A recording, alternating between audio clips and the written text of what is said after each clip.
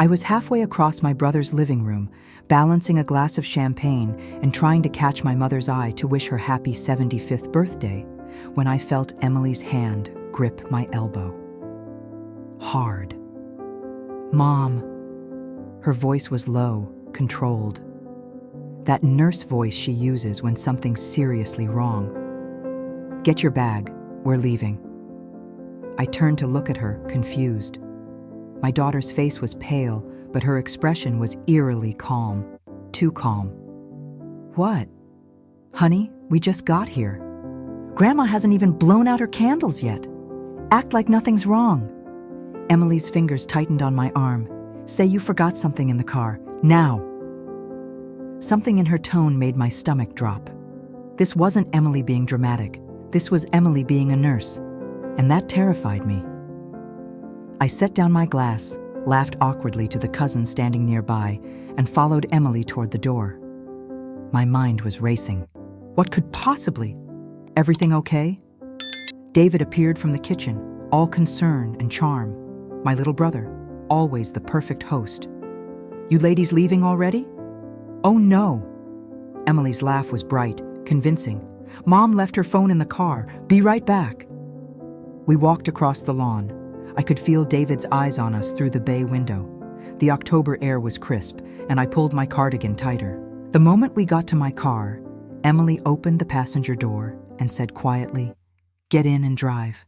Don't look back at the house." "Emily, what on earth? Mom, please, trust me. Just drive." My hands were shaking as I started the engine. I pulled out of the driveway slowly, watching David's perfect colonial house shrink in the rearview mirror. My mother was still in there. Everyone was still in there. And I was driving away without understanding why.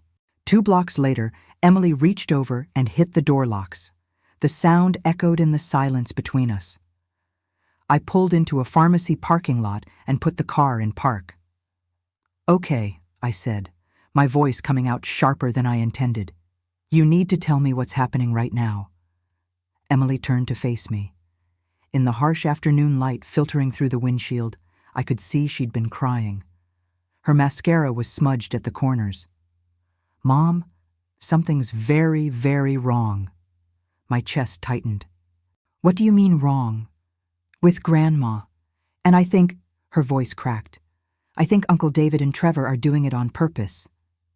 The world tilted. Doing what on purpose?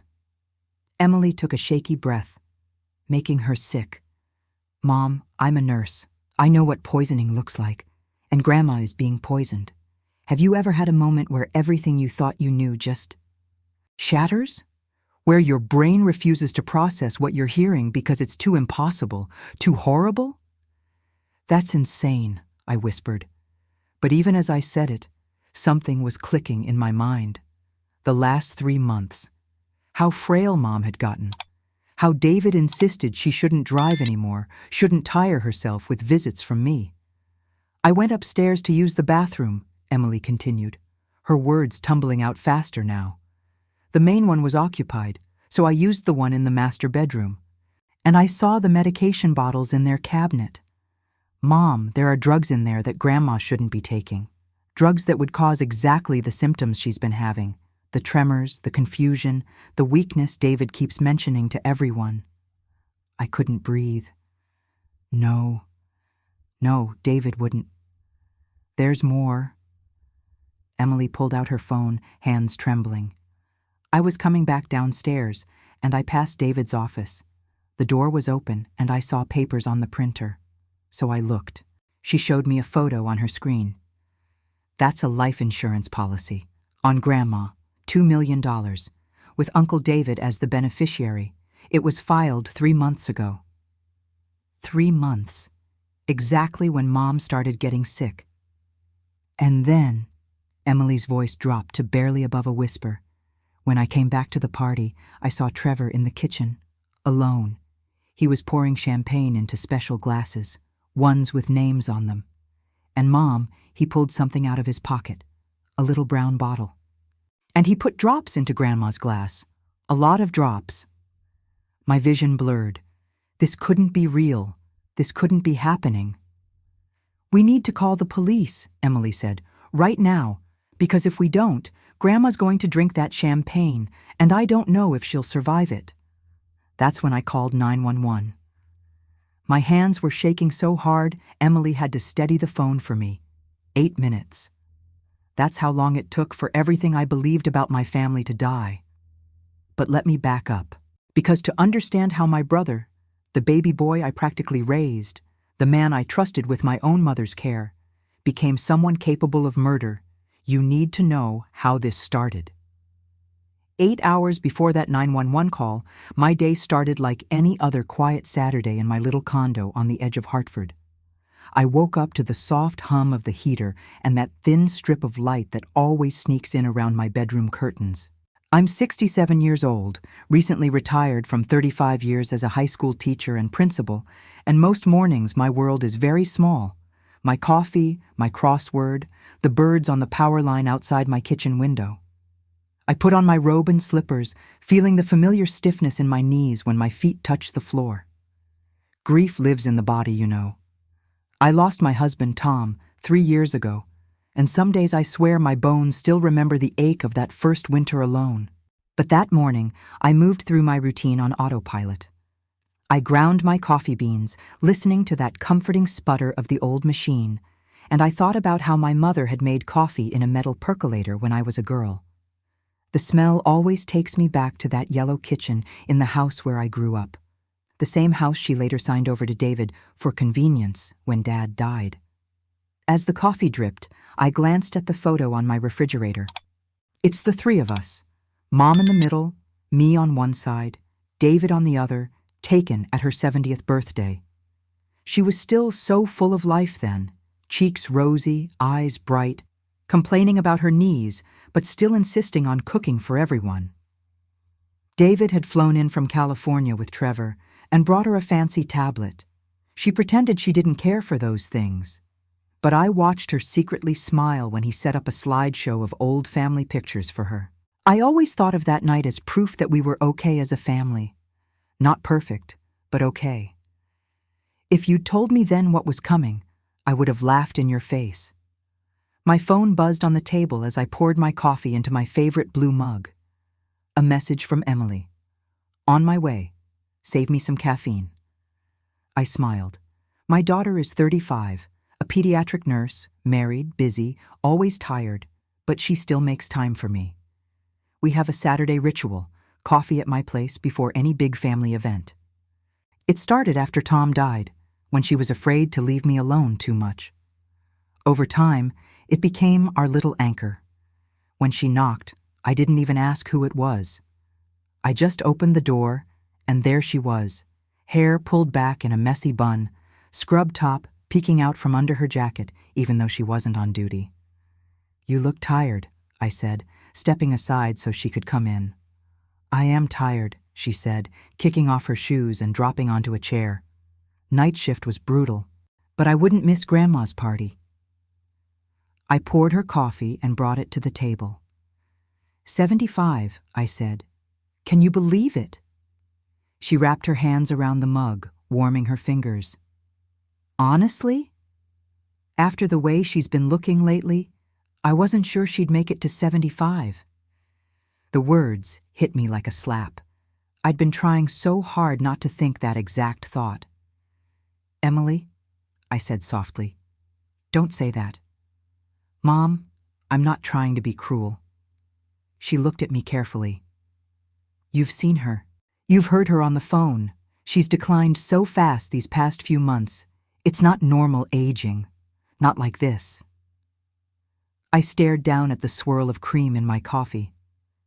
"David says the doctor thinks it's just slowing down, getting older." "Which doctor?" she asked. "Her regular one? The one she's had for years?" I hesitated. "He said he switched her to someone closer to his house, so he can take her more easily." Emily's eyebrows shot up. "Did Grandma tell you that? Or did David tell you that?" There it was again, that uncomfortable twist in my stomach I'd been ignoring for months. "He told me," I admitted. "Mom just says she's tired. She always says she's tired now." Emily sighed and leaned back, studying me. Mom, can we talk about all of this before we go over there? Really talk? I knew what she was getting at. She'd been pushing this conversation for weeks. I'd been dodging it just as long. We're going to be late, I said weakly. This is important, she insisted. You told me you wanted my professional opinion, remember? I did that elder abuse training. I see this stuff at the hospital all the time. I need you to really hear me. The word abuse made my whole body go cold. You think your uncle is abusing your grandmother? I whispered. Emily, that's a serious accusation. I'm not saying it lightly. She leaned forward, lowering her voice even though we were alone. Let's go over the last few months, step by step, because I think you've been normalizing things that are not normal. So we did. Sitting at that little kitchen table with our coffee cooling between us, we went back to when it started. It began, I realized, right after Mom fell in the grocery store last spring. She'd tripped over a pallet of canned tomatoes and bruised her hip. It wasn't serious, but it scared her. It scared all of us. David swooped in like a hero. He and Trevor started doing her grocery shopping. They took her to appointments. They called themselves the A-Team. At first, I was relieved. I've always been the responsible one, the caretaker. I raised Emily while working full-time. I took care of Tom when he was sick. I helped Mom with Dad's hospice. When David volunteered to share the load, I thought, finally, I don't have to do this alone. He started spending more time at Mom's house, the big Victorian by the water that my parents bought when I was 10. That house is like another member of our family. The creak of the stairs, the smell of lemon oil on the banister, the way the afternoon light hits the lace curtains in the dining room, those things are stitched into my childhood. When Dad died, Mom said she'd never leave that house. They'll have to carry me out feet first, she joked. David was always her baby. I was 22 when he was born. I changed his diapers, pushed his stroller, took him to school when Mom was working late. When he moved to California after college and barely called, it broke her heart. When he came back 6 years ago with Trevor and a big apology, she forgave him in about 5 seconds. That's who my mother is, or who she was. Think about when he started controlling access, Emily said. When did he first tell you not to come over? I remembered the first time I drove to the house and found my key didn't work. That key had been on my ring for 40 years. Oh, David had said, laughing when I called. We had the locks changed. Security issue. You know how many contractors and cleaners have copies of those old keys? Don't worry, Mags. I'll make you a new one. He never did. After that, every visit had to be arranged through him. If I called Mom directly, half the time she didn't pick up. When she did, she sounded off, slower, like she was underwater. I'm just tired, sweetheart, she'd say. David says I need to rest. He's taking such good care of me. Emily tapped her finger on the table now, counting incidents off. He canceled her regular doctor, right? He told you it was too far for her to drive. Yes, I said slowly. He said he found someone better, closer to his house. He said the old doctor was stuck in the past. And you haven't talked to this new doctor, Emily said. It wasn't quite a question. I felt shame wash over me. I tried, I said softly. The office said they couldn't give me information without Mom's consent. And every time I asked her about it, she got flustered and said David was handling everything. There were other things, little things I'd brushed aside. The time I showed up unannounced and Trevor met me at the door, blocking the entrance with his body. Oh, Margaret, she's napping, he'd said, smiling too wide. You know how exhausted she's been. Let her sleep. I'll tell her you came by. The way Mom's voice had changed on the phone. How she started calling me Margaret instead of Maggie more often. How she forgot small details. What book she'd just finished. What show she'd watched the night before. It's just age, I told myself. 75 isn't 25. You told me she sounded drunk once, Emily reminded me. Remember? You said she was slurring her words at 2 in the afternoon. I swallowed hard. I remembered. I remembered sitting in this same chair, staring at my phone long after we'd hung up, that horrible feeling creeping up my spine. I thought maybe she'd had a glass of wine with lunch, I said weakly. Grandma never drinks at lunch, Emily said. You know that. She was right. My mother is a one glass of wine on Christmas Eve type of woman. Always has been. Then there was the money. Mom had always been very private about her finances, but after Dad died, she'd sat me down at her kitchen table with a neat folder of papers. You're the responsible one, she'd said. If anything happens to me, you'll know where everything is. Life insurance, pension, savings, the house. You and David will share it, she'd said. 50-50, that's only fair. A year ago, when I gently brought up updating things, just to make sure everything was still in order, she'd gone strangely quiet. David is helping me with all that now, she'd said. He knows more about these things than you and I do. It's all taken care of. At the time, I'd pretended to be relieved. One less responsibility. But sitting there with Emily, I realized how many times I'd handed my instincts over to convenience. You know what this sounds like to me? Emily asked quietly. Isolation, control, cognitive impairment that may not be natural, sudden changes in financial management. All of that is straight out of the training slides, Mom. Are you saying I failed her? The words came out sharper than I meant. But that's what I was really afraid of, that my need to believe in my brother had cost my mother her safety. I'm saying this is exactly how it looks when someone takes advantage of an older person, Emily said gently. They don't start by slapping the pills out of their hands or locking them in a room. They start by being helpful, by being the hero, by making everyone else feel like they're overreacting. I rubbed my temples, feeling a headache coming on. I keep thinking about that house, I murmured, about how proud she was that it was paid off, how she said it would be our inheritance one day, a place Emily could bring her kids. And now the deed is in David's name, Emily said. He told you it was for estate planning, remember? I did remember. He'd explained it over Sunday dinner at his house a year ago. Mom had just smiled and nodded along while he talked about avoiding probate and keeping things simple.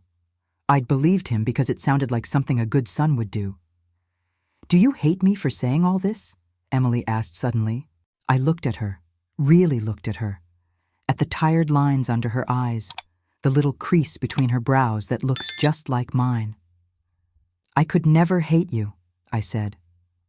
I asked you to be honest with me. I don't want to believe my own brother could hurt our mother.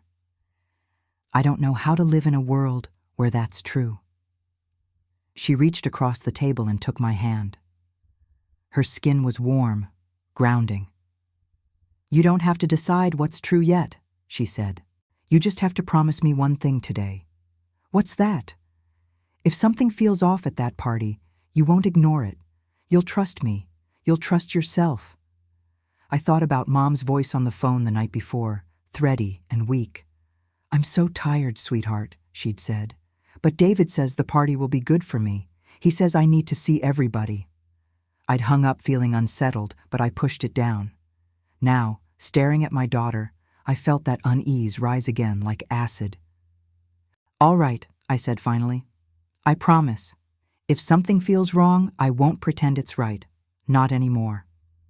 Maybe you've been in that position yourself, caught between what your gut is screaming and what your family is telling you to believe. It's a terrible place to be, isn't it? We finished our coffee in silence after that, both lost in our thoughts. When it was time to go, I put on my nicest blue dress, the one Mom always says brings out my eyes, and Emily drove us to David's house. I remember thinking, as we pulled into his perfect suburban driveway with its manicured lawn and tasteful fall decorations, that it all looked so normal. I told myself I was being paranoid. I told myself David loved our mother. I told myself Emily was tired from work and seeing patterns that weren't there. I wish I could tell you I listened to my instincts that very moment. I didn't. Not yet. But that promise I made at my kitchen table, that I would stop pretending if something felt wrong, that promise is exactly what saved my mother's life a few hours later.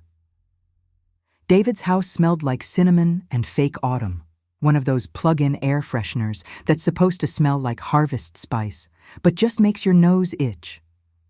Emily and I stood in the foyer for a moment, taking it all in. Everything was perfect. Too perfect. The kind of perfect that feels staged, like a showroom nobody actually lives in. "Margaret, Emily!" Trevor came sweeping toward us, arms open wide, smile plastered on his face like he was greeting celebrities. "You made it! Come in, come in! Your mother is holding court in the living room." He air-kissed my cheek, and I caught the scent of his cologne, something expensive and overpowering. Trevor had always been a little too smooth for my taste, a little too polished. He'd worked in pharmaceutical sales before he and David got married, and he still had that slick salesman energy that made me feel like I was being pitched something, even when we were just talking about the weather. "How is she?" I asked, trying to see past him into the living room. "Oh, you know." He waved his hand vaguely. "Good days and bad days. Today's a good day, though. She's so excited to see everyone." That should have reassured me. It didn't. Emily and I moved into the living room, and that's when I saw her. My mother was sitting in a wingback chair by the fireplace. David's chair, I realized, not one Mom would have chosen, and she looked like a ghost of herself. The woman who'd raised me, who'd worked full-time and still managed to cook dinner every night, who'd buried my father with dry eyes and a straight back, was gone. In her place sat this frail, diminished version, wrapped in a cardigan that hung off her shoulders like it was 2 sizes too big. "Mom," I breathed, crossing the room. She looked up at me, and for a horrible moment, there was no recognition in her eyes, just blankness. Then something flickered, and she smiled weakly.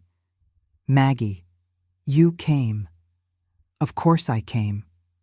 I knelt beside her chair, taking her hand. It felt like bird bones wrapped in tissue paper. "Happy birthday, Mom." Her skin was gray, actually gray, like old newspaper. Her hands trembled in mine, a constant shake that made my stomach turn over. When had this happened? When had she become this person? "How are you feeling?" I asked gently. She paused, like she had to think about the answer. "I'm all right, just tired. David says I need to rest more." David says, those 2 words again. Emily crouched down on Mom's other side, taking her other hand. "Hi, Grandma. You look beautiful." Mom's smile was vague, unfocused. "Emily, such a good girl. Are you still in school?" Emily's eyes met mine over Mom's head. My daughter graduated nursing school 8 years ago. Mom had been at the ceremony, crying with pride, holding the flowers we'd brought her. "No, Grandma," Emily said softly. "I'm a nurse now, remember? At Hartford General." "Oh, yes, of course." But her eyes were already drifting away, like she was losing the thread of the conversation. I felt panic rising in my chest. This wasn't normal aging. Emily had been right. This was something else. "Can I get you anything, Mom?" I asked. "Water? Something to eat?" "David takes care of everything," she murmured. "He's such a good boy, so helpful." Before I could respond, David himself appeared, carrying a tray of hors d'oeuvres. "There's my favorite sister," he called out, all charm and energy. He set down the tray and came over to hug me. "So glad you could make it, Mags." I stood up, letting him embrace me, but my eyes stayed on Mom. "David, she looks so thin. Has she been eating?" "You know how she is." He laughed, but I heard an edge in it. "Stubborn as a mule. We try to get her to eat, but she picks at everything. Trevor's made all her favorites today, though. Maybe she'll actually have an appetite for once."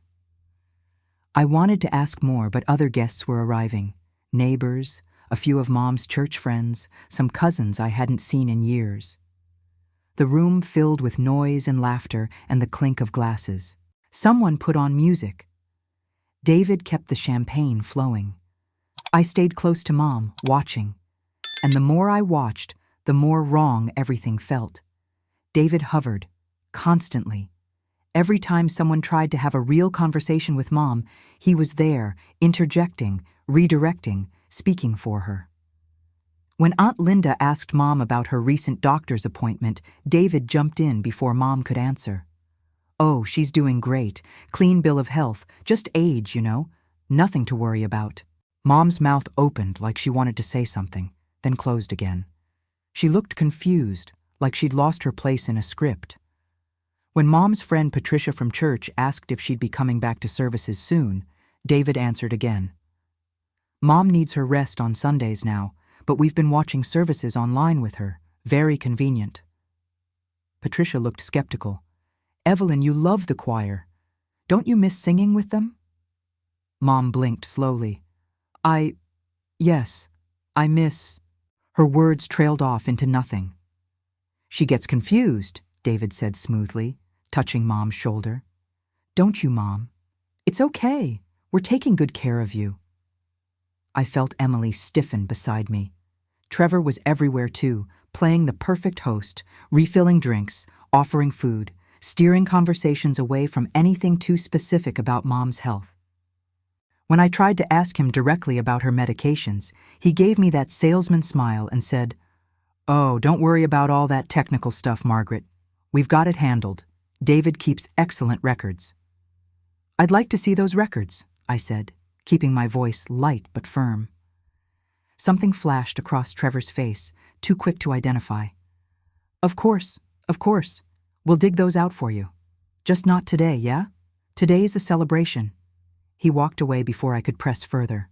I watched him move through the room, smooth and confident, and I thought about what Emily had said that morning. They start by being helpful, by being the hero. "I need to use the bathroom," Emily whispered in my ear. "Keep an eye on things." I nodded, watching her slip away toward the hallway. My heart was pounding. I turned back to Mom, who was staring at the fireplace even though there was no fire. Her eyes were glassy, unfocused. I touched her shoulder gently. "Mom, are you okay?"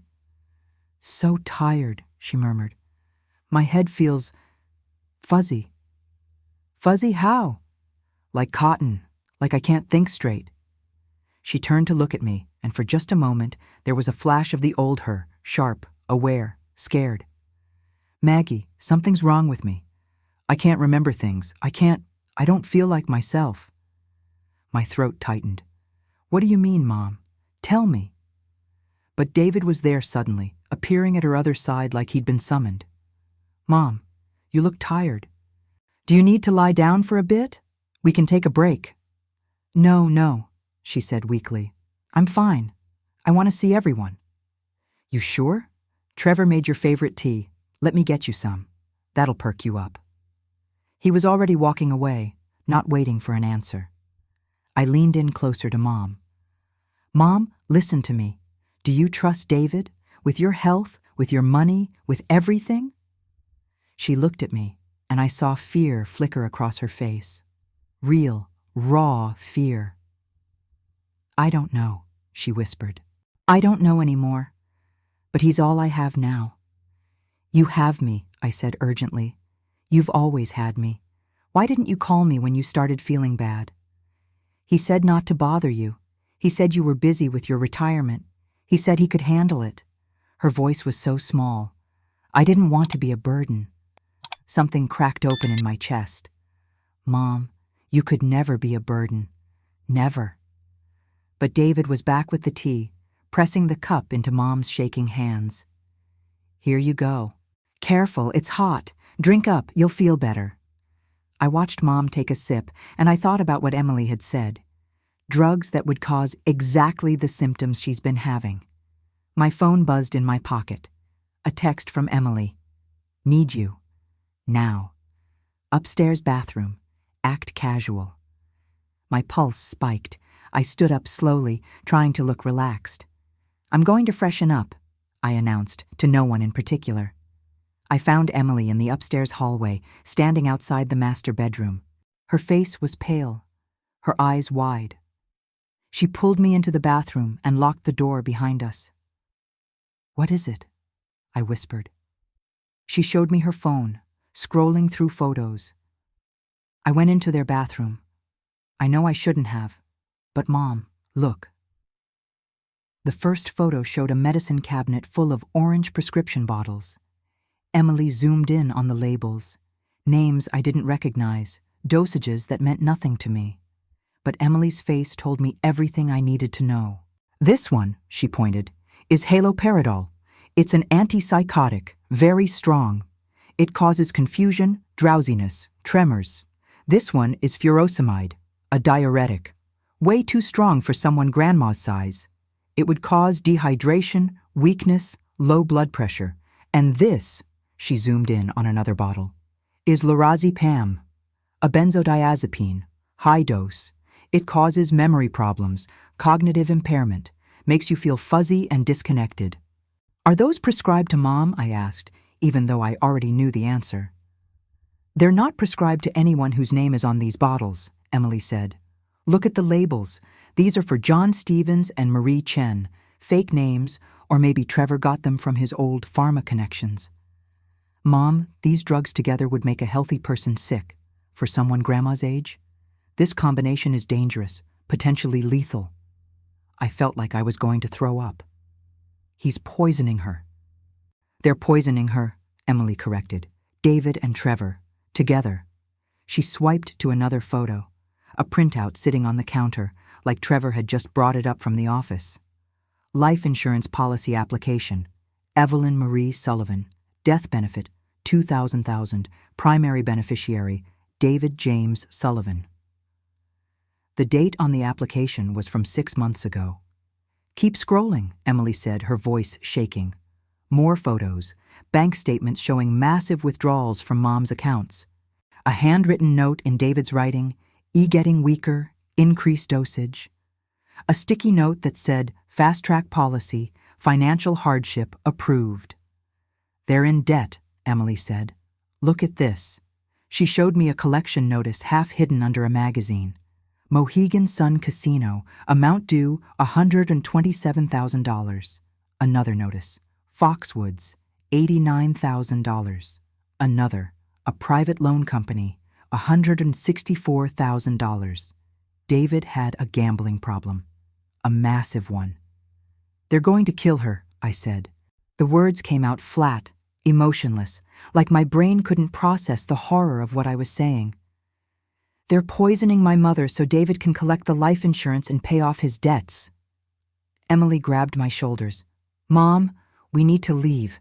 Now, we need to call the police before... Footsteps in the hallway. Heavy male footsteps.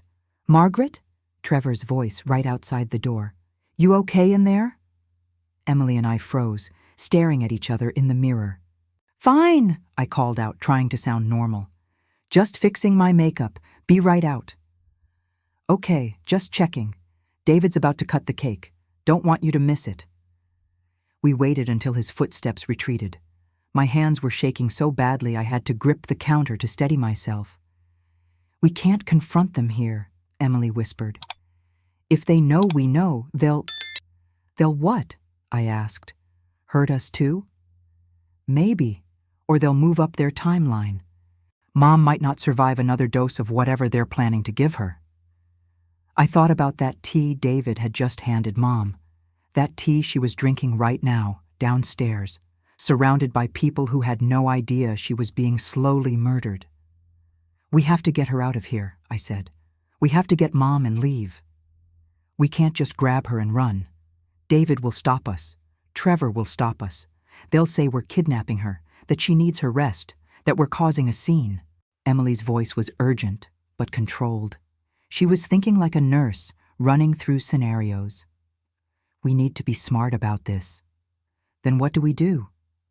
Emily pulled out her phone again, scrolling back through the photos. I'm going to send these to myself. Then I'm going to delete them from my camera roll temporarily, just in case Trevor checks my phone.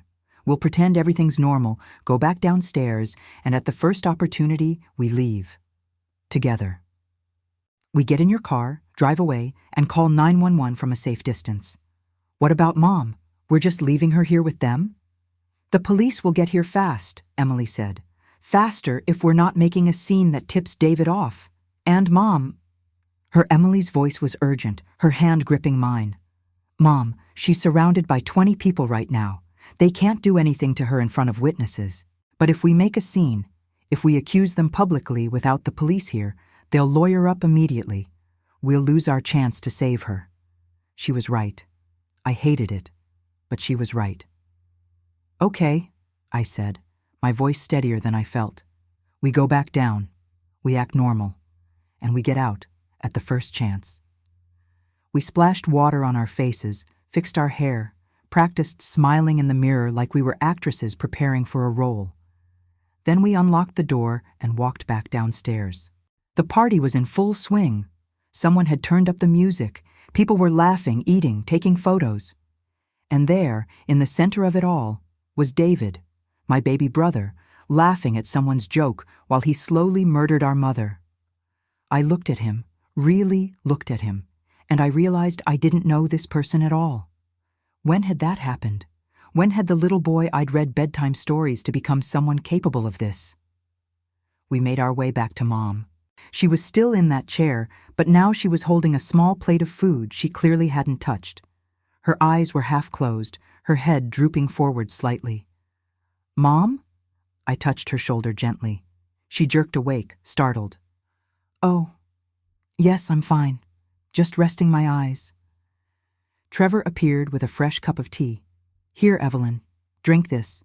It'll give you some energy for the cake cutting. I watched him set it on the side table next to her. That tea could be full of those drugs Emily had photographed. Or it could be harmless. I had no way to know. Actually, I said quickly, I think Mom might be more thirsty than hungry. Could I get her some water instead? Plain water? Trevor's smile tightened almost imperceptibly. Of course, but the tea is really better for her energy levels, special blend. Water first, I insisted, keeping my voice light. Then she can have the tea if she wants. I didn't wait for his answer. I went to the kitchen myself, found a clean glass, filled it from the tap, and watched to make sure no one added anything to it. When I brought it back to Mom, I made sure I was the one who handed it to her, not Trevor, not David. Drink this, Mom, nice and slow. She took small sips, her hands shaking. Some of the water dribbled down her chin, and I wiped it away with a napkin, my heart breaking. All right, everyone, David called out, clapping his hands together. Cake time! Mom, you ready? Everyone gathered around as Trevor wheeled out a cart with an enormous cake. 3 tiers, decorated with flowers. 75, written in gold frosting. It was beautiful and excessive and exactly like something David would do. They positioned Mom at the head of the table. Someone started singing Happy Birthday, and everyone joined in. I sang too, my voice mechanical, watching David's face as he smiled at our mother. Was there guilt there? Remorse? Anything human? I saw nothing, just that performer's smile he'd perfected. When the song ended, someone handed Mom a knife. Her hands shook so badly she could barely hold it. Here, let me help you, David said, covering her hands with his, guiding the knife down through the cake. Flashbulbs went off. People clapped. I felt Emily's hand squeeze mine so hard it hurt. And now, Trevor announced, carrying a tray of champagne flutes, a toast, champagne for everyone. This was it, the moment Emily had warned me about. I watched Trevor move through the room, handing out glasses. Clear glass flutes, all looking identical, except... Wait. I leaned closer, paying attention. Some of the glasses had small, decorative ribbons tied around the stems. Little silver ribbons. Trevor was being very careful about which glasses he gave to which people. Mom's glass had a ribbon. So did David's, I noticed, and Trevor's. No one else's did. Emily saw it too. Her entire body went rigid beside me. Trevor made his way to Mom, presenting her glass with a flourish. For the birthday girl, the finest champagne. Mom took it with shaking hands. The liquid inside looked normal, bubbly, clear. But Emily had seen him add something. Drops from a brown bottle. enough to cause cardiac arrest in someone Mom's age, weakened by months of poisoning. "Wait," I said loudly. "Before the toast? Mom, honey, you haven't eaten anything. You should have some cake first. Champagne on an empty stomach isn't a good idea." David laughed. "Mags, it's 1 glass of champagne. She'll be fine." "I really think she should eat first," I pressed. "Trevor went to all this trouble with the food. Mom, let me get you a proper plate." "Margaret," David's voice had an edge now. "Stop fussing. Mom wants to toast." "Don't you, Mom?" Mom looked between us, confused and overwhelmed. I suppose—" "Great," Trevor raised his glass. "To Evelyn, 75 years of grace, strength, and beauty. We're so lucky to have you in our lives. May this year bring you peace and rest." Peace and rest. Permanent rest, they meant. Everyone raised their glasses. Mom lifted hers toward her lips. That's when Emily grabbed my elbow and whispered urgently, "Get your bag. We're leaving." The 911 operator's voice was calm, professional, completely at odds with the panic flooding through my veins. "Ma'am, I need you to stay on the line. Officers are 3 minutes out. Is your mother still at the residence?" "Yes," I managed. My teeth were chattering even though it wasn't cold. "She's still there, with them. We had to leave her there." Emily took the phone from me because my hands wouldn't stop shaking. She gave the operator David's address again, described the situation in that clinical nurse voice. Suspected elder abuse, attempted poisoning, life-threatening emergency. I heard her saying words like benzodiazepines and intentional overdose and financial exploitation. And it all felt surreal, like we were talking about strangers instead of my family. My phone started buzzing, David calling. I stared at his name on the screen, remembering how proud I'd been when he was born. How I'd held him in the hospital, this tiny red-faced baby, and promised I'd always protect him. I'd taught him to tie his shoes, helped him with his homework, driven him to baseball practice. I'd been more mother than sister to him. And now he was trying to murder our actual mother. The phone stopped buzzing, started again immediately. "Don't answer," Emily said. "Let it ring." But I couldn't help myself. I needed to hear his voice. I needed to understand how he could do this. I answered and put it on speaker. "What the hell did you do?" David's voice was pure venom, all pretense gone. "The police just showed up at my house, Margaret, at Mom's birthday party. They're searching the place like I'm some kind of criminal. They took Mom's champagne. They're taking her to the hospital. What did you tell them?" For a moment, I couldn't speak. This was my brother, my baby brother, and he was angry that I'd stopped him from killing our mother. "I know what you did," I finally said, my voice barely above a whisper. "I know about the medications, the life insurance, the gambling debts. I know you've been poisoning her, David." Silence on the other end, long enough that I thought he'd hung up. When he spoke again, his voice was different, colder, calculated. "You're insane. You know that? Those are Mom's prescribed medications. She's sick, Margaret. Old and sick and declining. I'm trying to help her, and you're manufacturing some paranoid conspiracy theory because you can't handle the fact that she's dying." "She's not dying," I said. "You're killing her. Prove it." The challenge in his voice was razor sharp. "Prove anything you think you know, because right now, all you've done is traumatize an elderly woman, disrupted a family gathering, and filed a false police report. Do you have any idea the legal trouble you're in?" Emily grabbed the phone. "We have photos, David, of the medications that aren't prescribed to Mom, of the insurance policy, of your debt collection notices, of Trevor's notes about dosages. We have everything." Another long silence. "Emily." David's voice shifted, became softer, pleading. "Sweetie, I know your mom's been going through a hard time since your dad died. She's been paranoid, anxious. You've seen it, right? This whole thing is a misunderstanding. Your grandma is fine. We love her. We're taking care of her. Your mom just needs help. Professional help. You're a nurse. You must see that she's not thinking clearly."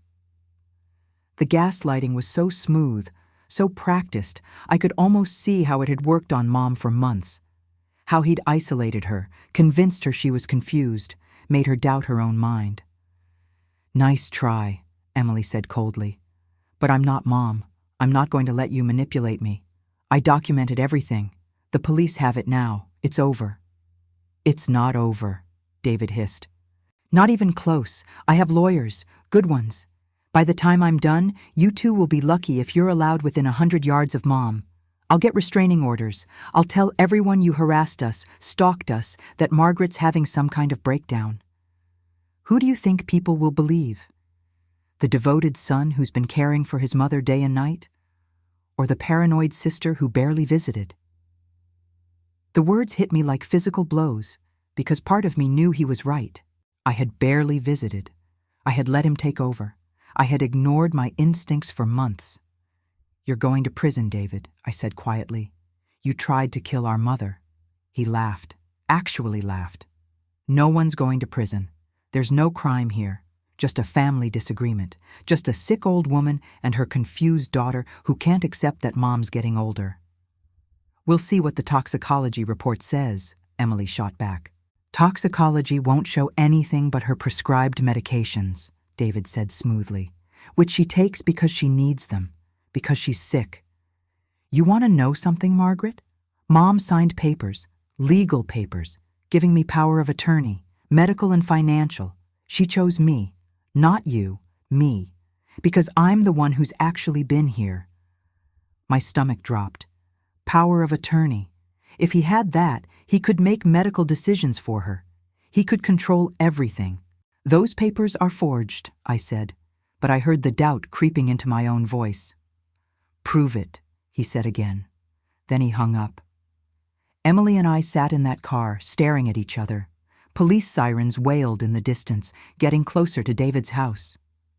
"What if he's right?" I whispered. "What if the toxicology doesn't show anything? What if those drugs are metabolized too quickly? What if Mom's so confused she can't testify against him? What if—" "Stop," Emily said firmly. "Mom, breathe. We did the right thing. We have evidence. The police will investigate. We'll figure this out." But I could see the worry in her eyes, too. My phone buzzed again. A text this time, from a number I didn't recognize. "This is Detective Rosa Martinez, Hartford Elder Abuse Unit. I'm at the residence now. Your mother is being transported to Hartford Hospital for evaluation. I need to speak with both of you. Are you in a safe location?" Emily texted back with our location. 5 minutes later, an unmarked police car pulled up next to us. A woman got out. Mid-40s, sharp-eyed, wearing plain clothes and a badge clipped to her belt. Detective Martinez slid into the back seat of my car. "Margaret Sullivan? Emily Sullivan Park?" We both nodded. "I need to see the photos," she said without preamble. "Everything you documented." Emily showed her the phone, scrolling through image after image. Martinez's expression didn't change, but I saw her jaw tighten. "These medication bottles," she said. "Were they in the master bathroom?" "Yes," Emily said. "In the medicine cabinet, hidden behind legitimate over-the-counter stuff, but they were there." "And you're certain you saw Trevor adding something to a champagne glass?" "I saw him pull a small brown bottle from his pocket," Emily said. "I saw him add multiple drops to one specific glass, the one with a ribbon on the stem. Then I saw him give that exact glass to my grandmother." Martinez made notes on a small pad. "We secured that glass. It's being sent to the lab for analysis. We also secured all medications found in the residence. Initial sweeps showed several bottles with names that don't match anyone living in the house." "What about the insurance policy?" I asked. "The bank statements? The gambling debts?" "We're executing a warrant for financial records right now," Martinez said. "Mr. Sullivan and Mr. Hayes are being very cooperative." The way she said cooperative made it clear they weren't. "I need you both to understand something. This type of case, elder financial exploitation combined with possible poisoning, these are complex. They take time to build, months, sometimes years." My heart sank. "But Mom doesn't have months.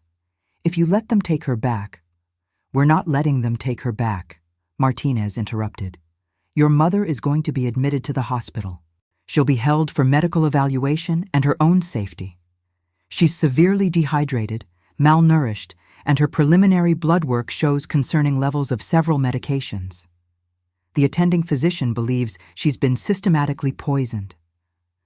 The word poisoned made it real in a way it hadn't been before. I started crying, big ugly sobs I couldn't control. Emily put her arm around me. "How long has this been going on?" Martinez asked gently. I tried to pull myself together. 4 months, maybe? That's when she started getting really sick. But David's been positioning himself as her caretaker for longer than that. Maybe a year. And the house? He lives there now? No, he lives in the house where the party was. But Mom's house, her original house, David convinced her to sign the deed over to him.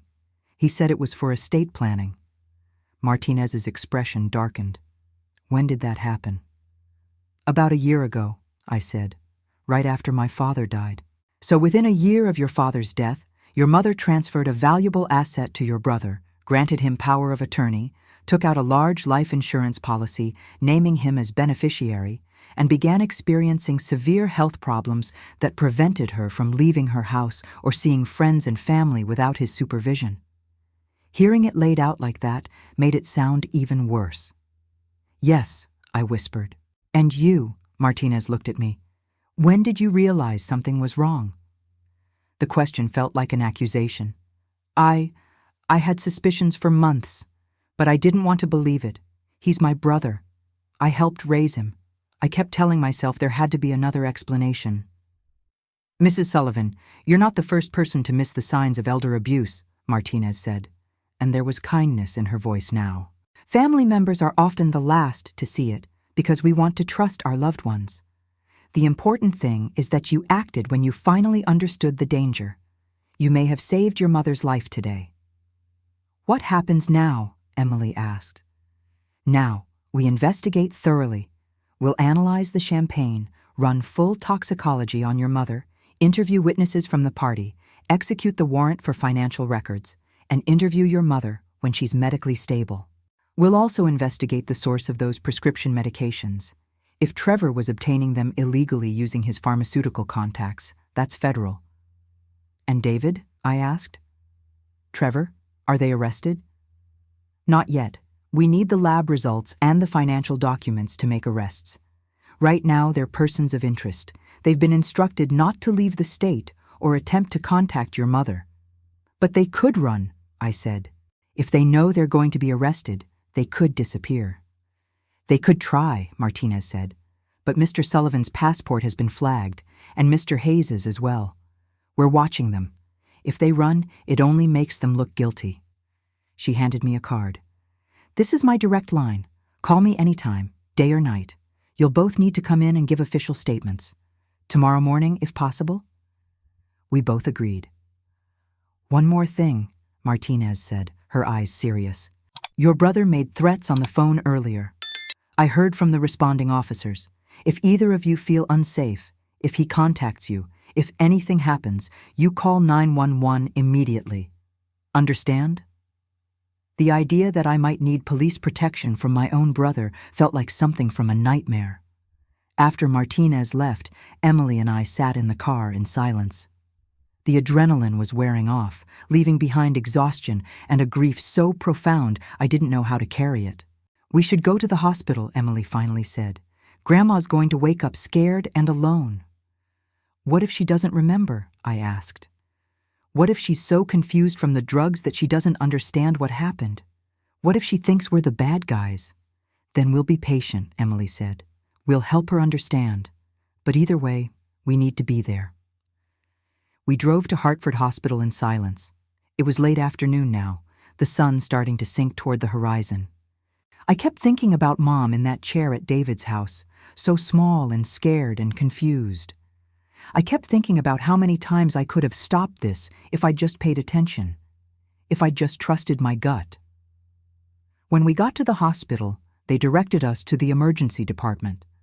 Mom had already been moved from the ER to a medical floor for monitoring. We found her room on the 4th floor. She was asleep, IV lines in both arms, monitors beeping quietly. Her face looked gray against the white pillow, but she was breathing steadily. The nurse at the station told us the doctor had ordered aggressive IV fluids and was waiting for lab results.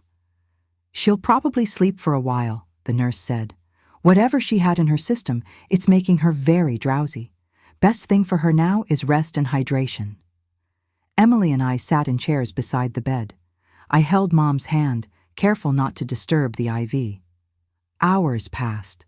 The sun set. Nurses came and went, checking vitals, adjusting IVs, making notes on charts. Around 8 p.m., Mom's eyes fluttered open. "Mom," I leaned forward. "I'm right here." She turned her head slowly, eyes focusing on me. For a moment, there was confusion, then recognition. Then, and this broke my heart, fear. "Maggie?"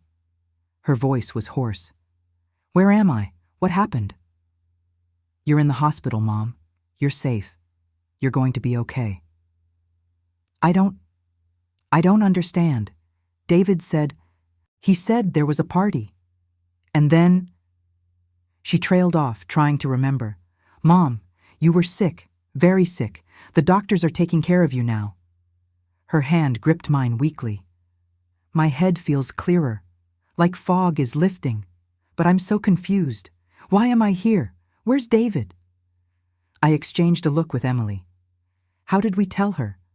How did we explain that her own son had been poisoning her? "Mom," I said gently, "we need to talk about David, about how you've been feeling these past few months, about your medications." Something flickered in her eyes. Fear mixed with something else. Understanding, maybe, or the beginning of it. "The pills," she whispered.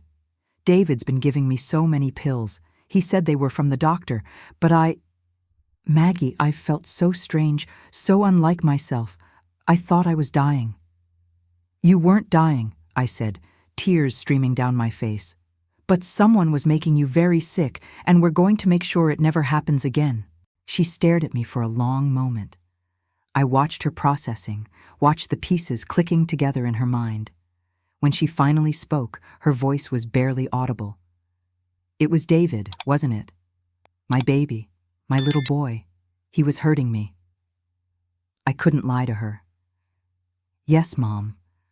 I'm so sorry, but yes."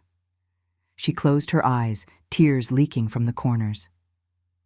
"I knew," she whispered. Deep down, I knew something was wrong, but I didn't want to believe it. I couldn't believe my own child would... She couldn't finish.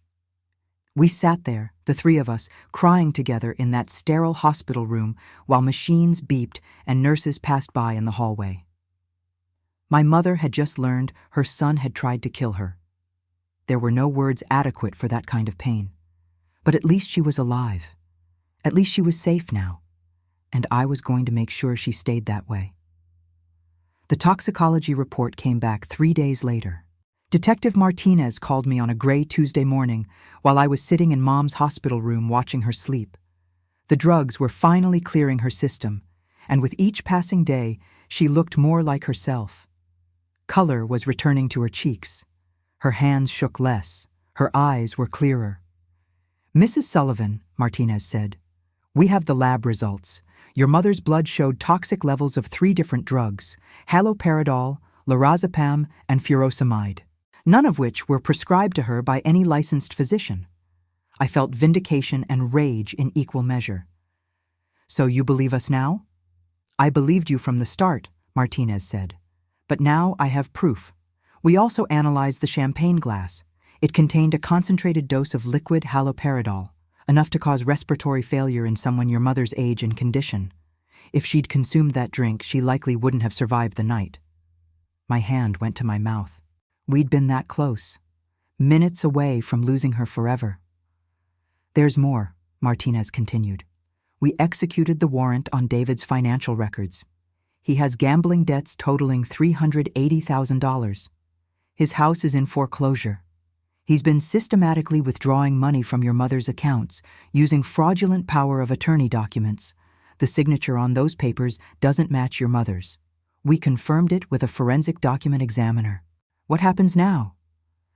Now we arrest them. This afternoon. I wanted you to know before it hits the news. It's going to be public, Mrs. Sullivan. This kind of case, attempted murder of an elderly parent for financial gain, the media loves it. Are you and your family prepared for that? I looked at Mom, sleeping peacefully for the first time in months. Do what you need to do, I said. I want them held accountable. They will be, Martinez promised. I'm charging David Sullivan and Trevor Hayes with attempted murder, elder abuse, financial exploitation, fraud, and conspiracy. The DA thinks we have an excellent case. After we hung up, I sat there for a long time, processing. My brother was going to be arrested.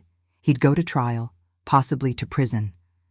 And part of me, a part I wasn't proud of, felt nothing but grim satisfaction. Mom stirred, opening her eyes. Maggie, was that the phone? Yes, Mom. That was Detective Martinez. Mom pushed herself up against the pillows. She was getting stronger every day. What did she say? I moved to sit on the edge of her bed, taking her hand. They're arresting David and Trevor this afternoon. The lab results prove you were poisoned. They have evidence of forgery, fraud, all of it. I expected tears, maybe shock, but Mom just nodded slowly. Good, she said quietly. That's good. Mom, I've had 3 days to think about this, Maggie. 3 days of my head finally clearing, of being able to think straight for the first time in months. And you know what I keep coming back to? I shook my head. I keep remembering little things. The way David would watch me drink my tea, waiting to see if I'd finish it. The way Trevor would smile when I said I felt dizzy. How they'd exchange looks when I couldn't remember something. Her voice hardened. They weren't just poisoning me. They were enjoying it. The words sent a chill down my spine.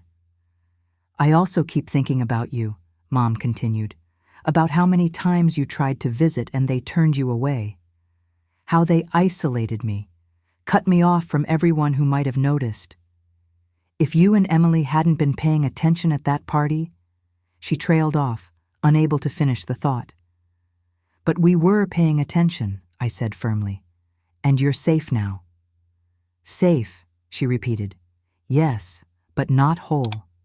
Maggie, they stole 6 months of my life. 6 months where I thought I was losing my mind, where I felt like a burden, where I doubted my own thoughts and memories. That's what hurts the most. Not the physical poisoning, but the way they made me doubt myself. I understood. This kind of betrayal left scars that no medication could heal. Later that afternoon, my phone lit up with a news alert. Local man and husband arrested in alleged plot to murder elderly mother for insurance money. There was David's photo, and Trevor's. Both of them in handcuffs, being led out of their house by police officers. The article laid out the charges in stark detail: attempted murder, elder abuse, conspiracy to commit fraud. My phone started ringing immediately. Cousins, neighbors, friends, everyone shocked, horrified, wanting to know if it was true. I turned my phone off after the 20th call. Emily arrived at the hospital an hour later, face tight with stress. Have you seen the news? Yeah. It's everywhere, Mom. Local stations, online, social media, people are calling David a monster. Trevor's parents released a statement saying they're shocked and heartbroken. She sat down heavily. How's Grandma handling it? Better than I expected, honestly. I think she's relieved it's out in the open, that people finally know the truth. Emily nodded. Detective Martinez called me too. She said the DA wants to meet with us tomorrow. They want Grandma to testify eventually, when she's strong enough. She will, Mom said from the bed. We both turned, not realizing she was awake. I'll testify. I'll tell them everything. What he did to me, what Trevor did to me. I want them to pay for this. There was steel in her voice that I hadn't heard in months. My mother was coming back. Over the next 2 weeks, things moved quickly. Mom was discharged from the hospital and came to stay with me. She couldn't go back to her house. David still technically owned it through the fraudulent deed transfer, and the legal process of reversing that would take time. For now, she needed to be somewhere she felt safe. I converted my guest room into her room. Emily helped me move furniture, hang curtains, make it feel homey. We brought over some of Mom's things from her old house. Photos, her favorite reading chair, the quilt her mother had made. Small pieces of home to help her heal. The first few days were hard. Mom would wake up at night, disoriented and scared, calling out for me. The drugs had done damage to her memory and her sense of security. But slowly, gradually, she began to improve. We established routines, morning coffee together, afternoon walks around the neighborhood, evening crossword puzzles at the kitchen table. "I feel like myself again," she told me one morning, sunlight streaming through my kitchen window. "For the first time in months, I feel like Evelyn." Detective Martinez visited regularly with updates. David and Trevor had been denied bail. The judge considered them flight risks given the severity of the charges. They were sitting in county jail, awaiting trial. "David's lawyer is already trying to negotiate a plea deal," Martinez told us, "but the DA isn't interested. This case is going to trial." "Good," Mom said firmly. "I want a trial. I want the world to hear what he did." The lawyer Martinez recommended, a sharp woman named Patricia Chen, who specialized in elder abuse cases, started helping Mom unravel the financial mess David had created. The house, the bank accounts, the forged documents. It would take months, maybe years, to sort it all out. But Patricia was confident we'd get most of it back. "Your mother's signature on these documents is clearly forged," Patricia explained, showing us side-by-side comparisons. "Anyone can see it's not the same handwriting, and the power of attorney was never properly witnessed or notarized. These documents are worthless." Slowly, piece by piece, we were rebuilding Mom's life. But there was still one thing we needed to do, something I'd been avoiding because it felt too painful, too final. 3 weeks after the arrests, Patricia called with news. "The house deed can be challenged and reversed, but there's something you should know. David took out a second mortgage against the property. The bank is starting foreclosure proceedings." Mom's face went pale. "He mortgaged my house? The house I owned outright?" "I'm afraid so," Patricia said gently.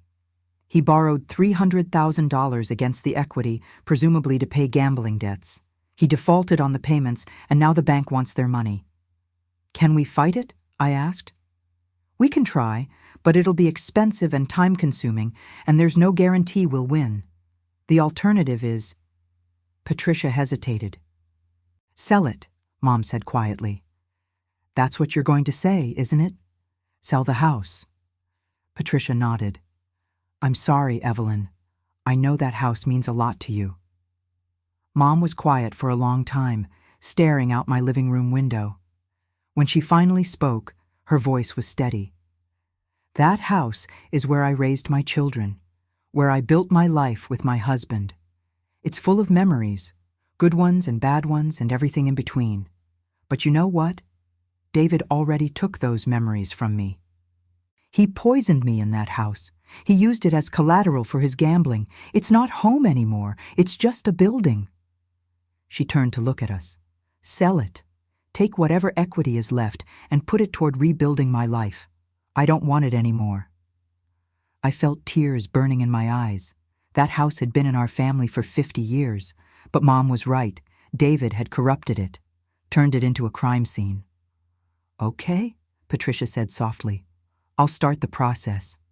2 months after the arrests, on a cold January morning, David's trial date was set. March 15th, 3 months away. Detective Martinez came by to prepare us for what testifying would be like. "The defense is going to try to paint your mother as confused, as making up stories, as being manipulated by you, Margaret.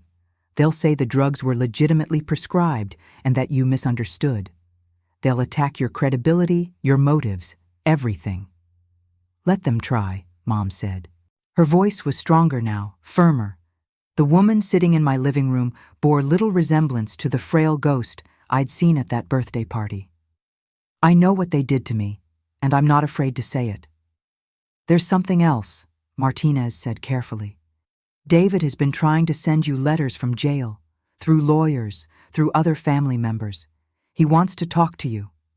No, Mom said immediately. I have nothing to say to him. He's claiming he's sorry, that he wants to explain. I don't care what he wants, Mom said. He had months to explain. He had months to stop. Instead, he tried to kill me. There's nothing left to say. Martinez nodded approvingly. Good. Maintain that boundary. Don't let him manipulate you, even now. After Martinez left, Mom sat quietly for a while. Then she looked at me. Maggie, I need to ask you something, and I need you to be honest. Anything, Mom. Do you hate him? David? For what he did? I thought about it. Really thought about it. I don't know if I hate him, I said slowly. I think I hate what he did. I hate what he became. But the person who did this, that's not the little boy I raised. That's not my brother. That's someone I don't know anymore.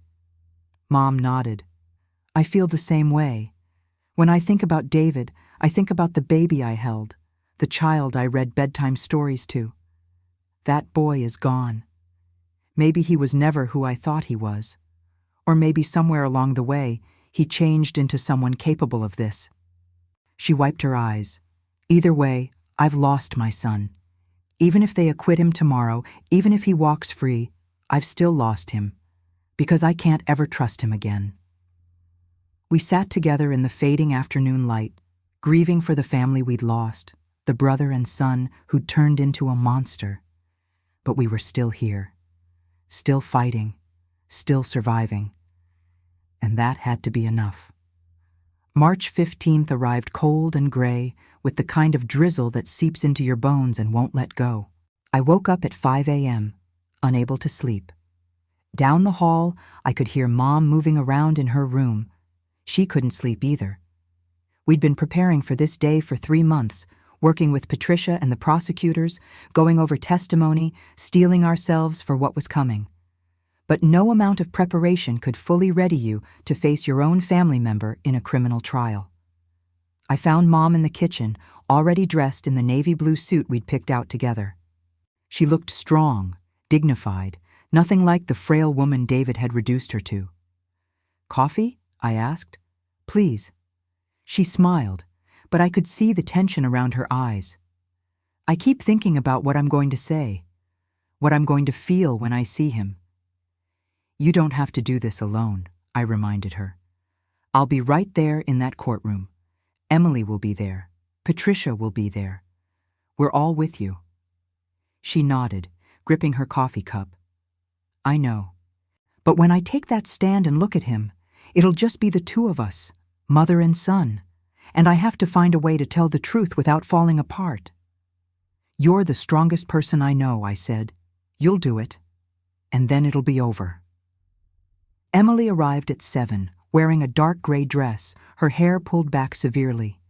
She looked older than 35, worn down by the stress of the past months. This had taken a toll on all of us. We drove to the courthouse in silence, each lost in our own thoughts. The parking lot was already crowded, media vans, cameras, reporters hovering near the entrance.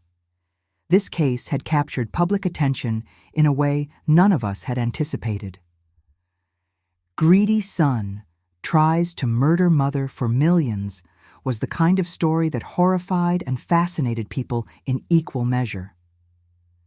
Patricia met us at the side entrance, steering us away from the cameras. The jury was seated yesterday, she told us.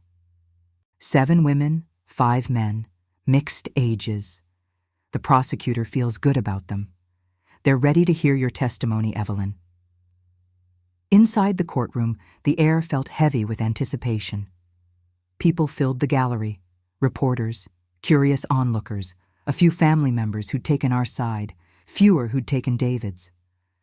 I saw Trevor's parents sitting on the defense side, their faces tight with grief and denial. And then I saw David. He sat at the defense table between two expensive-looking lawyers, wearing a suit I recognized, the same one he'd worn to Dad's funeral. He'd lost weight in jail. His face looked thinner, harder. When he saw us enter, something flickered across his expression. Pain, regret, or just anger at being caught. Trevor sat at a separate table with his own legal team. They were being tried together, but with separate counsel. Trevor looked terrible, gaunt, pale, terrified. He kept his eyes down, not looking at anyone. Mom stopped when she saw David. Just for a moment, her steps faltered. I took her arm, steadying her. "I'm okay," she whispered. "I can do this." We took our seats in the front row, right behind the prosecution's table. The lead prosecutor, a no-nonsense woman named Sarah Brennan, turned to give Mom an encouraging nod. "All rise," the bailiff called, the Honorable Judge Catherine Morrison presiding. The judge entered, a woman in her 60s with sharp eyes and an air of absolute authority. She took her seat, surveyed the courtroom, and began. "We are here for the trial of David James Sullivan and Trevor Michael Hayes, charged with attempted murder, elder abuse, financial exploitation, fraud, and conspiracy. Is the prosecution ready to proceed?" "We are, Your Honor," Brennan said, standing. "Is the defense ready?" David's lead attorney, a slick man named Richard Caldwell, stood. "Ready, Your Honor." "Then let's begin." The prosecution's opening statement was devastating. Brennan laid out the case methodically. The timeline of Mom's declining health, the fraudulent documents, the gambling debts, the life insurance policy, the toxic levels of drugs in Mom's system, the champagne glass that would have killed her if we hadn't intervened. "This is a case about greed," Brennan said, pacing before the jury. "About a son who saw his elderly mother not as a person to love and protect, but as an obstacle between him and her money. A son who, along with his husband, hatched a plan to slowly poison her, to make her death look natural, to collect millions in insurance and assets while pretending to be her devoted caregiver." She pointed at David. "That man systematically drugged his mother with medications that caused confusion, memory loss, and physical weakness. He isolated her from her daughter and granddaughter. He forged her signature on legal documents. He took out a $2 million life insurance policy on her life, and when that wasn't enough, when he couldn't wait any longer for her to die naturally from the poisoning, he tried to deliver a fatal dose in a glass of champagne at her own birthday party." The jury looked at David with undisguised disgust. Caldwell's opening was predictable. David was a loving son trying to care for a difficult, declining mother. The medications were prescribed by doctors. The insurance policy was standard estate planning. The whole thing was a misunderstanding, blown out of proportion by a jealous sister who'd barely visited her mother in months. "David Sullivan is not a monster," Caldwell said smoothly. "He's a son who made the mistake of caring too much, of trying to help a mother who was slipping away from him. And now he's being crucified for it by family members who feel guilty about their own neglect." I felt rage burning in my chest, but Mom sat perfectly still, her face impassive. The first day of testimony was brutal. The prosecutors called witnesses one by one. The paramedics who'd responded to the 911 call, the ER doctor who'd treated Mom, the toxicologist who'd analyzed her blood. The levels of haloperidol, lorazepam, and furosemide in Mrs. Sullivan's system were dangerously high, the toxicologist testified. These medications, in combination, would cause severe cognitive impairment, physical weakness, dehydration, and confusion. Long-term exposure would likely result in organ damage and death. "In your professional opinion," Brennan asked, "could these drug levels be accidental?" "No," the toxicologist said firmly. The levels were too high and too consistent across multiple drugs. This was systematic administration over an extended period. The defense tried to argue that maybe Mom had been taking extra doses on her own, confused about her medications, but the toxicologist shut that down. These specific medications were not prescribed to Mrs. Sullivan by any legitimate physician. We checked with her primary care doctor. She was on a completely different medication regimen. Someone was giving her drugs she wasn't supposed to be taking. Detective Martinez testified next, walking the jury through the investigation. The fraudulent power of attorney documents, the forged signatures, the financial records showing David's massive debts, and the withdrawals from Mom's accounts. We found detailed notes on Trevor Hayes' computer, Martinez testified. A spreadsheet tracking medication dosages and Mrs. Sullivan's symptoms. One entry read, "E weak and confused today. Increase morning dose." And another said, "E refused lunch. Add diuretic to juice." These weren't medical notes from a concerned caregiver. These were the records of someone systematically poisoning another person. The courtroom buzzed with shocked whispers. The judge called for order. Emily testified on day 2. She walked the jury through what she'd observed at the party, Grandma's condition, the medications in the bathroom, Trevor adding drops to the champagne glass. "I'm a pediatric nurse," Emily said, her voice steady. "I've been trained to recognize the signs of abuse and intentional poisoning. What I saw that day, the tremors, the confusion, the gray complexion, the weakness, those weren't symptoms of normal aging. Those were symptoms of drug toxicity." Caldwell tried to rattle her on cross-examination. "Isn't it true, Ms. Sullivan Park, that your mother put you up to this? That she was angry at David for taking over your grandmother's care?" "No," Emily said coldly. "My mother tried to ignore the warning signs for months because she didn't want to believe her brother was capable of this. I'm the one who insisted we investigate.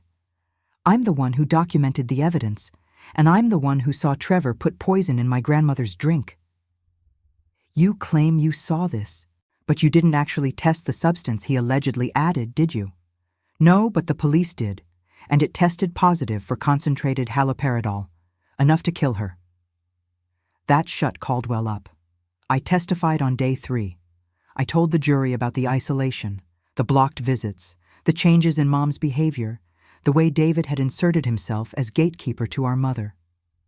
"Did you suspect your brother was harming your mother?" Brennan asked.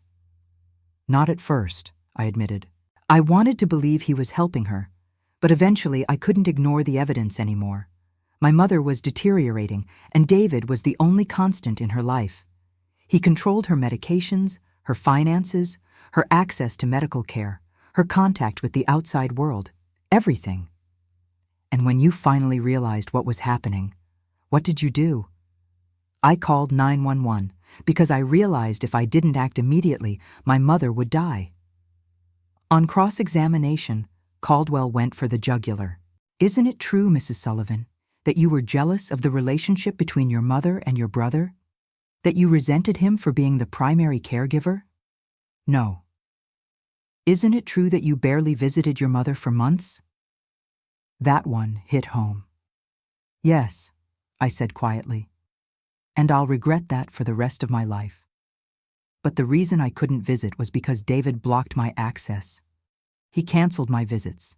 He changed the locks. He made sure I couldn't see her without his supervision. Or perhaps your mother simply didn't want to see you." "That's not true." "How do you know? You just admitted you barely saw her."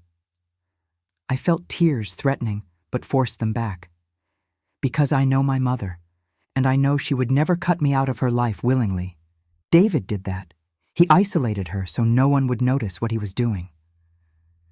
Finally, on day 4, it was Mom's turn.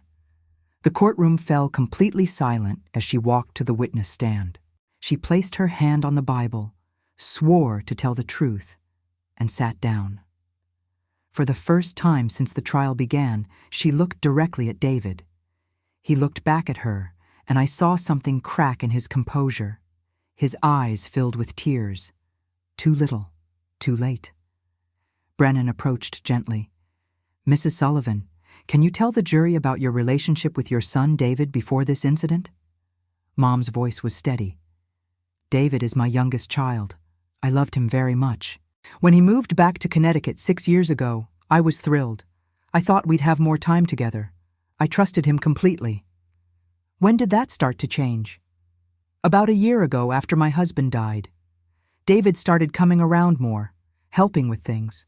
At first, I was grateful, but slowly he began taking over, making decisions for me, telling me what I could and couldn't do, controlling who I could see. Did you give him permission to do this? At first, yes. I thought he was helping, but then I started feeling strange, sick, confused. I couldn't think clearly. I'd forget things. I felt weak all the time. Mom's voice wavered slightly. I thought I was losing my mind. I thought I was dying. Did David give you medications? Yes, pills, lots of pills. He said they were from my doctor, but I never saw the doctor. David said he was handling everything. How did those medications make you feel? Terrible, dizzy, exhausted, like I was underwater. Sometimes I couldn't remember what day it was or what I'd done an hour ago. I'd wake up and not know where I was. A tear slipped down Mom's cheek. I stopped feeling like myself. I stopped feeling like Evelyn. I felt like a ghost in my own life. Mrs. Sullivan, do you believe your son was intentionally harming you? Mom looked at David again. He was crying now, shoulders shaking. But she didn't look away. Yes, she said clearly. I believe my son was poisoning me. I believe he wanted me to die so he could inherit my money and property. And I believe if my daughter and granddaughter hadn't stopped him, I would be dead right now. The courtroom was absolutely silent. Caldwell's cross-examination was vicious. He tried to suggest Mom was confused, that she'd been manipulated by me, that her memory was unreliable. But Mom didn't break. For every question, she had a clear, firm answer. Yes, she'd been confused when she was being drugged. But now that the drugs were out of her system, her mind was perfectly clear. No, I hadn't pressured her to testify. She was here because she wanted justice. No, she hadn't misunderstood David's intentions. She knew exactly what he'd done.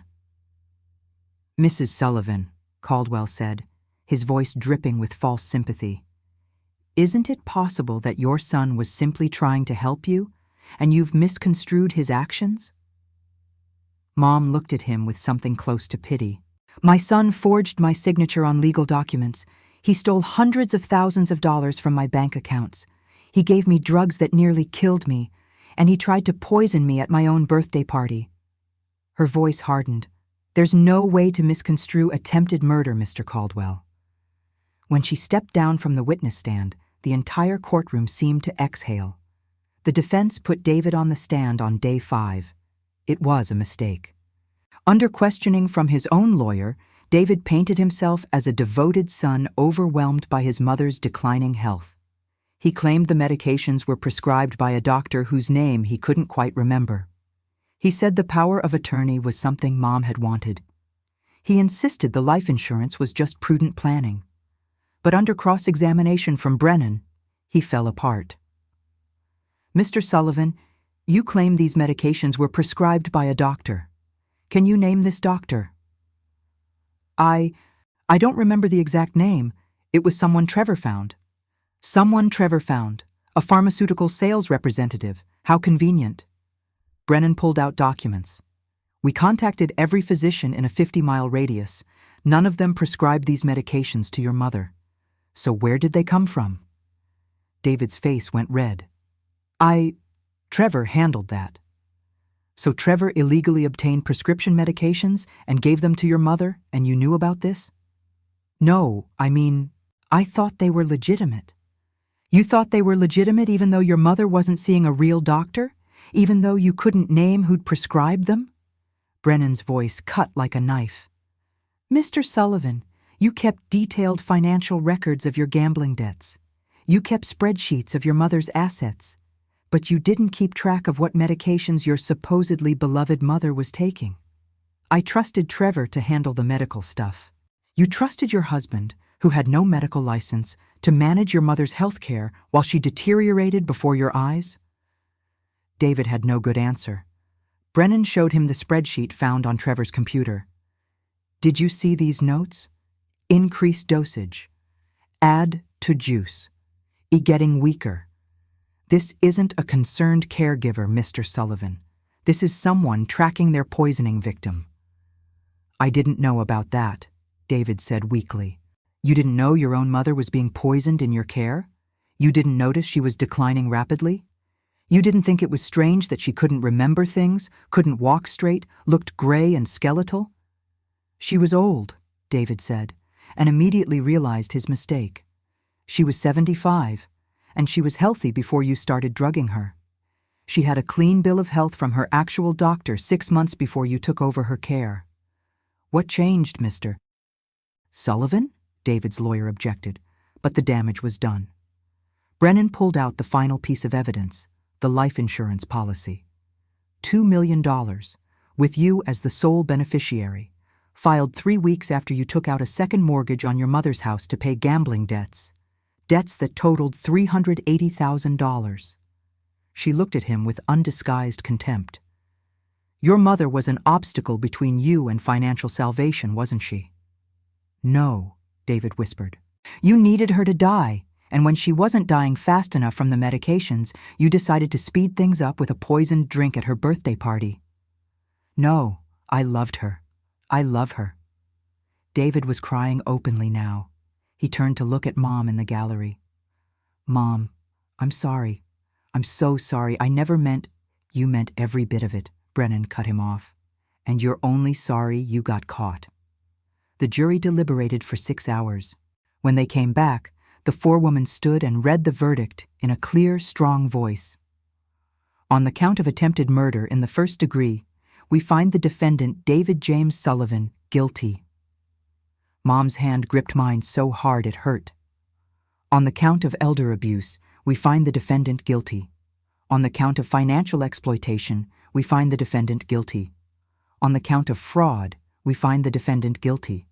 On the count of conspiracy, we find the defendant guilty. Guilty on all counts. Trevor got the same verdict. David collapsed in his chair, sobbing. Trevor sat frozen, face blank with shock. The judge set sentencing for 6 weeks out and remanded both men to custody. As the bailiffs led David away in handcuffs, he looked back at Mom one last time. I'm sorry, he mouthed. Mom looked him straight in the eye and said nothing. She had nothing left to say to him. Outside the courthouse, in the cold March rain, Mom stopped and took a deep breath. It's over, she said. It's finally over. Emily and I stood on either side of her, holding her up. You did it, I told her. You were amazing in there. We did it, Mom corrected. All of us. Together. And for the first time in months, she smiled. A real smile. Not a happy smile. There was too much pain for that. But a smile of relief, of survival, of justice. My brother was going to prison, and my mother was free. 6 weeks later, we returned to that same courthouse for sentencing. The judge looked down at David and Trevor from her bench, her expression carved from stone. I've been a judge for 23 years, she said, and I have never seen a case that disturbed me quite as much as this one. You, Mr. Sullivan, violated the most sacred bond that exists, the bond between parent and child. Your mother gave you life, raised you, loved you, and you repaid her by slowly poisoning her, stealing from her, and attempting to murder her for money. David kept his eyes down, shoulders hunched. Mr. Hayes, you enabled and participated in this atrocity. You used your knowledge from the pharmaceutical industry to obtain medications illegally and administer them in a calculated attempt to end an innocent woman's life. The judge paused, letting the weight of her words settle over the courtroom. David James Sullivan, I hereby sentence you to 25 years in state prison without the possibility of parole for 15 years. Trevor Michael Hayes, I sentence you to 20 years in state prison without the possibility of parole for 12 years. You will also both be required to pay full restitution to Mrs. Evelyn Sullivan for all financial losses incurred, including legal fees and medical expenses. 25 years. David was 45. He'd be 60 before he even had a chance at parole. By then, Mom would be 90, if she was still alive. As the bailiffs led them away, David looked back one more time. But Mom didn't look at him. She stared straight ahead, her face peaceful. Outside, reporters swarmed us, but Patricia shepherded us to the car. "No comment," she said firmly, over and over, until we were safely inside. In the quiet of the car, Mom let out a long breath. "Is it wrong that I don't feel happy?" she asked softly. "I got justice. He's going to prison. I should feel satisfied." "You don't have to feel anything," I told her. "There's no right way to feel when your own child tries to kill you." "I just feel empty," she said, "like I lost him twice.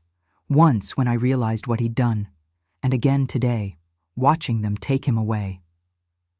Emily reached over from the back seat and squeezed Mom's shoulder. "You didn't lose him, Grandma. He lost himself. And more importantly, he lost you. You're still here. You're still alive. That's what matters." That was 4 months ago.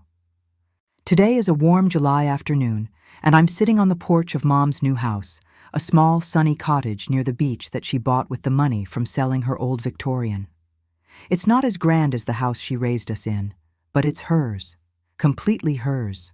No fraudulent deeds, no bad memories, no ghosts in the hallways. Mom is in the garden, wearing a wide-brimmed hat and dirt-covered gloves, tending to the tomato plants she put in last month. She's gained back the weight she lost. Her hands don't shake anymore. Her eyes are clear and bright. She looks 75, sure, but she looks like a healthy, vibrant 75, not like someone at death's door. "Maggie," she calls out, "come look at this tomato. It's huge." I walk over, and she shows me a fat red tomato hanging from the vine. "That's beautiful, Mom." "First harvest from my new garden," she says proudly. "I'm making sauce tonight. You and Emily should come for dinner." "We will," I promise. She straightens up, looking out at the ocean in the distance. "You know what I realized the other day?" "What's that?" "I'm happy." She says it like it surprises her. After everything that happened, everything I lost, I'm actually happy. I have my little house, my garden, my daughter and granddaughter. I wake up every morning and feel grateful to be alive. "You should feel grateful," I say. "You survived something most people wouldn't." "We survived it," she corrects. "I wouldn't be here without you and Emily. You saved my life, Maggie." I feel tears prick my eyes. "You saved your own life, Mom. You were strong enough to testify, strong enough to face him in that courtroom, strong enough to choose yourself over him." She's quiet for a moment. "Do you ever think about him?" I know who she means. "Sometimes," I admit. "I wonder if he thinks about what he did, if he regrets it, if he understands what he destroyed." "I used to wonder that too," Mom says. "But I realized I don't actually care anymore. Whatever David feels or doesn't feel, it's not my problem. I spent 74 years of my life putting other people first. My husband, my children, my students. This last year has taught me something important. I matter. My life matters. My happiness matters. And I'm not going to waste whatever time I have left grieving for someone who tried to take it away from me." There's wisdom in her words that comes from surviving the unsurvivable. "I'm proud of you," I tell her. She smiles, squeezing my hand with her dirt-covered glove. "I'm proud of us. We're both stronger than we ever thought we could be." Last week, I got a letter. From David. The prison let him send it. I almost threw it away without reading it. But Emily convinced me to at least open it. "You don't have to respond," she said. "But you might need to see what it says. For closure." The letter was 3 pages long, handwritten on lined paper. "I'll spare you most of it. It was the usual things people say when they're caught. He was sorry. He never meant for things to go so far. He was desperate, drowning in debt, not thinking clearly. He made terrible choices. He knew he'd destroyed everything." But the last paragraph stayed with me. "I know you probably hate me. I hate myself. I look back at what I did, and I don't even recognize that person. I don't expect forgiveness. I don't deserve it. But I need you to know that I loved Mom. I really did. I just loved money more, and that's something I'll have to live with for the rest of my life. I'm sorry, Maggie, for everything. I'm so sorry. I read it twice. Then I folded it up and put it in a drawer. I didn't respond. Maybe someday I will. Maybe I won't. But for now, that letter stays where it is, acknowledged but not answered. Because here's what I've learned. Some betrayals are too deep to forgive. Not because the person doesn't deserve forgiveness, but because forgiveness isn't always ours to give. Mom is the one David wronged most. If she ever wants to forgive him, that's her choice. But I don't have to make that choice for her or for myself. I can acknowledge that he was my brother, that I loved him once, that part of me grieves for who he used to be, and still choose not to have him in my life. Those things can coexist. This past Sunday, Mom invited some of her old friends from church over for lunch. Women she hadn't seen in over a year because David had isolated her from them. They came bearing flowers and hugs and casseroles, and they sat on Mom's little porch, drinking iced tea and laughing like no time had passed at all. I watched from the kitchen window as Mom told them stories, not about David and the trial, but about her garden, about the beach, about the book club she'd joined at the local library. She was rebuilding her life, one small piece at a time. Patricia, our lawyer, had managed to recover most of the money David had stolen. The house sale, plus the recovered funds, left Mom comfortable. Not wealthy, but secure. She'd never have to worry about money again. You should write a book, one of her friends said, about what happened, what you survived. Mom laughed. Who'd want to read about that? Everyone, her friend said seriously. There are so many older people being taken advantage of by their own families. Your story could help them recognize the warning signs, could give them courage to speak up. Mom looked thoughtful.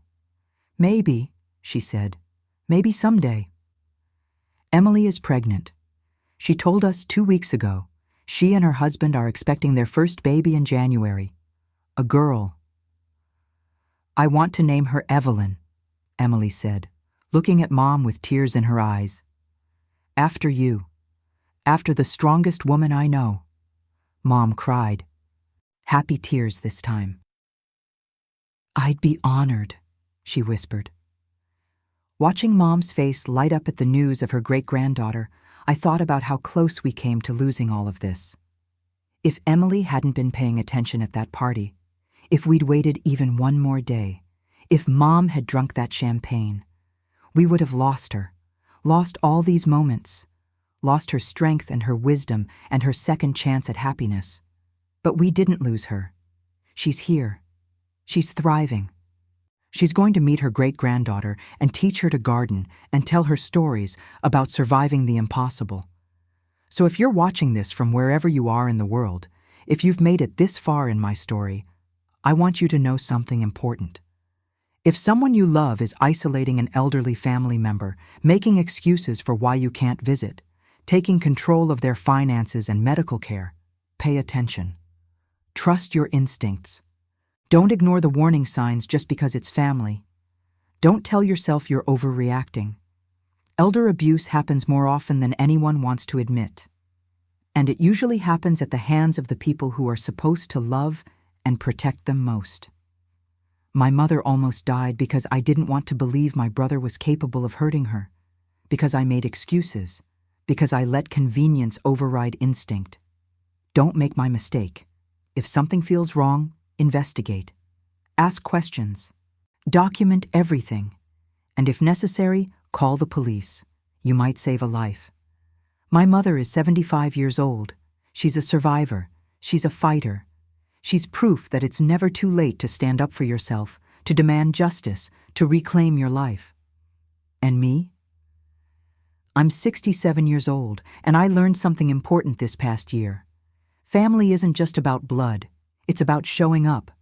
It's about protecting the people you love, even when it's hard. Even when it costs you everything you thought you knew about your own family. I lost my brother, but I saved my mother. And I'd make that choice again 1,000 times over. If you found this story helpful, if it resonated with you, if you or someone you know has experienced something similar, please share your story in the comments. You're not alone, and your voice matters. Thank you for watching. Take care of yourselves, and take care of each other. Where are you watching from today?